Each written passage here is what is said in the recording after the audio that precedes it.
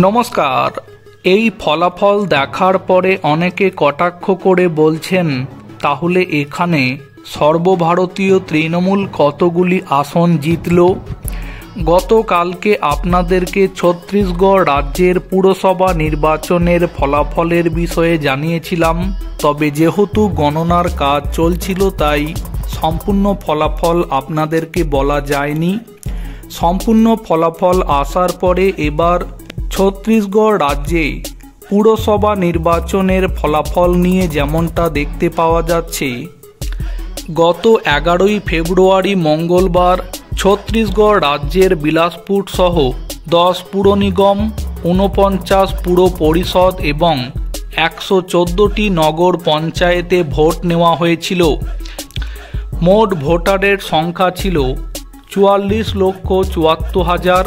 তার মধ্যে মহিলা ভোটারের সংখ্যা ছিল 22,73,000 আর পুরুষ ভোটারের সংখ্যা ছিল 22,54,000।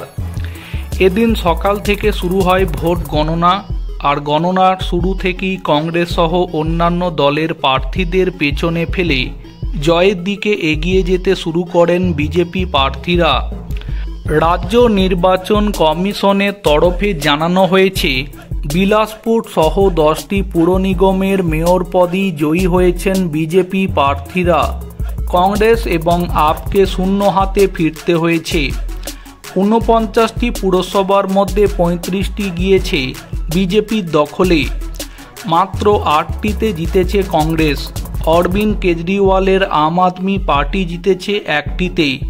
5টি দখল করেছে নির্দলরা। 114টি নগর পঞ্চায়েতের মধ্যে বিজেপি জয়ী হয়েছে 81টিতে। রাজ্যের বিরোধী দল কংগ্রেস জয়ী হয়েছে 22টিতে। মায়াবতীর বহুজন সমাজ পার্টি 1টি এবং অন্যান্যরা 10টিতে জয়ী হয়েছে। পুরো ভোটে সাধারণ জনগণ বিজেপির ওপর ভরসা রাখায় ধন্যবাদ জানিয়েছেন ছত্তিশগড় রাজ্যের মুখ্যমন্ত্রী বিষ্ণু দেও সাই।